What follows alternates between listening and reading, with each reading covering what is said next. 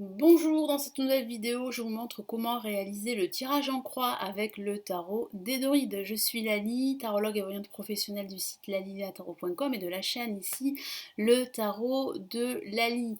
Vous apprenez sur cette chaîne comment réaliser des tirages de tarot.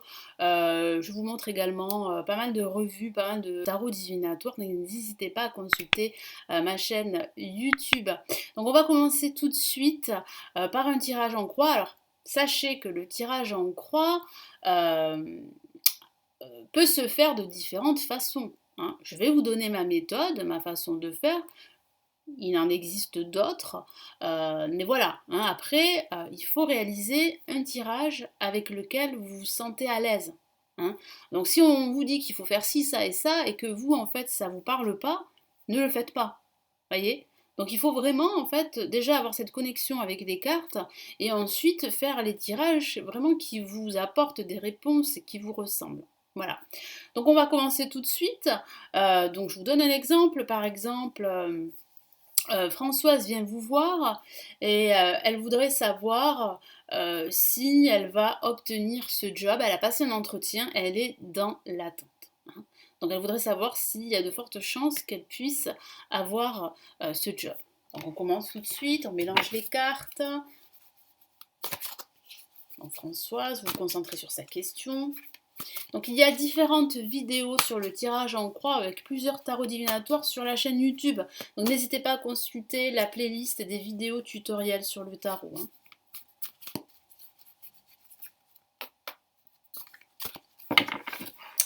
Vous coupez le paquet en deux ou en trois, c'est vous qui voyez.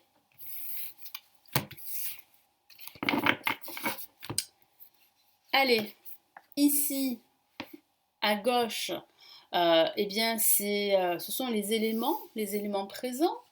Ça, ce sont les éléments négatifs. Ça, c'est le début de réponse. Et là, on a la réponse. Alors, moi, je ne vais pas calculer la synthèse parce que, vous le savez, dans le tirage en croix, non, c'est pas une obligation, mais si vous utilisez en fait le tirage en croix classique que l'on apprend dans les livres, eh bien, en fait, il faut additionner les quatre cartes pour avoir la synthèse. Mais vous pouvez aussi rajouter une autre carte supplémentaire en mélangeant vos cartes. Moi, c'est ce que je fais. Et ce que je fais aussi, c'est que si j'ai besoin de plus de précision, à condition évidemment que vous connaissiez vos cartes, hein, les cartes majeures et les cartes mineures, justement, j'ai des formations à ce sujet sous la vidéo, euh, vous pouvez rajouter par exemple une carte sur une des cartes qui vous semble pas très précise pour vous, et vous pouvez rajouter une carte en mélangeant vos cartes du tarot. Et vous pouvez aussi utiliser un autre tarot divinatoire différent si vous le souhaitez, et rajouter d'autres cartes sur ces cartes-là. Mais là, vraiment, il faut connaître ces cartes, et moi, je préfère vraiment vous montrer le tirage plus simplifié, le tirage en croix, pour ceux vraiment qui commencent. Après, pour les initiés, ça peut être un rappel également, et peut-être que vous faites le tirage en croix de façon différente, donc n'hésitez pas à me laisser eh bien, vos commentaires sous la vidéo. Je serais curieuse de savoir comment vous réalisez le tirage en croix pour vous. Donc on va commencer l'interprétation de ce tirage. Donc Françoise veut savoir en fait si elle va obtenir ce job. Enfin, si elle a des chances d'obtenir ce job. Donc là, on a quand même de la majeure. C'est très important parce que quand il y a des la majeures, c'est que les messages sont très forts pour le consultant. Donc là, avec les amoureux placés en positif, ça signifie réellement que il y aura un choix pour elle qui sera fait. Donc il est fort à parier qu'il y a une autre personne, qu'elle n'est pas toute seule pour ce job. Donc là, sa future hiérarchie va devoir faire un choix entre deux personnes, dont Françoise. En contre, on a le 9 d'épée, donc elle est très anxieuse, Françoise. Elle a peur en fait de ne pas en fait faire l'objet de cette réussite. Elle a peur de ne pas avoir de réponse positive, hein, tout simplement. Elle a peur de l'échec, donc c'est vrai que ça la met dans tous ses états.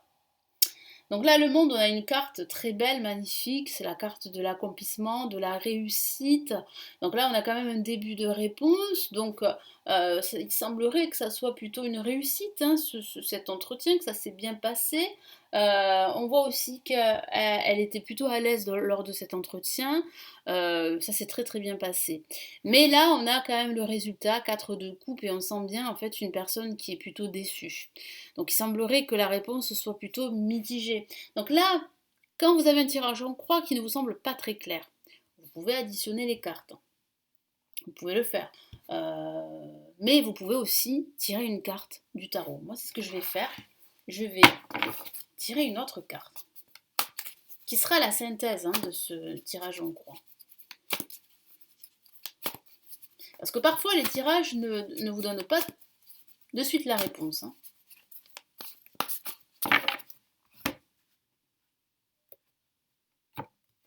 Et c'est vrai que ce poste, ça lui tient à cœur, on le voit avec les amoureux. Elle a vraiment envie d'avoir ce poste, hein. Mais je sens une déception avec le 4 de coupe. Qu'est-ce qu'on a là? Le 4 de pentacle de nouveau. Donc il semblerait que il y ait en fait un refus. Pourquoi? Parce que ça serait au niveau salarial que ça pêche.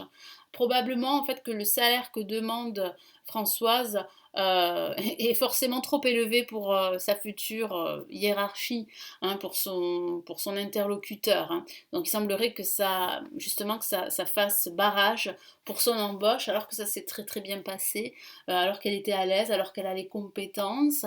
Mais c'est vrai qu'avec ce tirage, on pourrait en fait pousser Françoise à passer d'autres entretiens. Parce qu'avec le monde, on parle bien en fait d'une portée internationale. Donc il semblerait qu'elle ait postulé pour un poste à visée internationale dans une entreprise internationale, mais elle peut en fait continuer justement à postuler parce qu'il y a quand même une réussite en vue, même si les cartes par rapport à sa question semblent assez négatives, hein, on peut le voir. Donc là, on peut rajouter une autre carte si vraiment c'est pas assez précis pour vous. Donc est-ce qu'elle va avoir ce poste? Mais vous pouvez vous arrêter à ce tirage en 4 cartes, hein, on est bien d'accord, hein. Là, je vous montre vraiment si, voilà, quand on veut rajouter d'autres cartes. Hop. Et là, on a quoi? Ben là, on a le 7 d'épée, donc ça signifie bien en fait une réponse plutôt négative, hein, un désarroi. On sent bien en fait que là où elle se trouve, ça se passe pas très bien et qu'elle comptait beaucoup sur ce poste et qu'elle va être très déçue. Après, ce qu'on peut faire, c'est par exemple si le monde ici, ça vous semble assez en vibration. Vous voulez plus de précision par rapport à cette carte qui est en vibration, qui est le début de réponse, qui est pourtant une carte très positive, ben vous pouvez rajouter une autre carte. On peut aller loin comme ça, hein, en rajoutant des cartes. Qu'est-ce qu'on a là?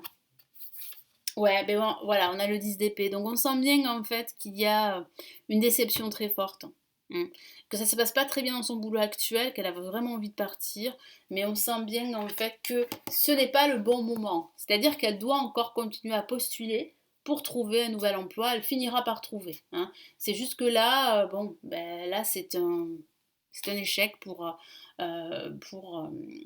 Françoise.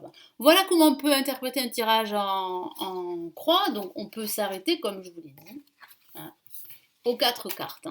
Voilà. Et vous pouvez rajouter une synthèse en mélangeant vos cartes ou en additionnant le total des cartes.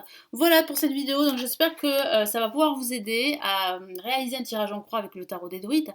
Donc dites-moi si vous utilisez le tarot des druides, quel tirage vous faites avec.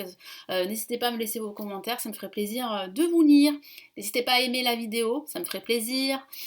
Et à vous abonner à la chaîne.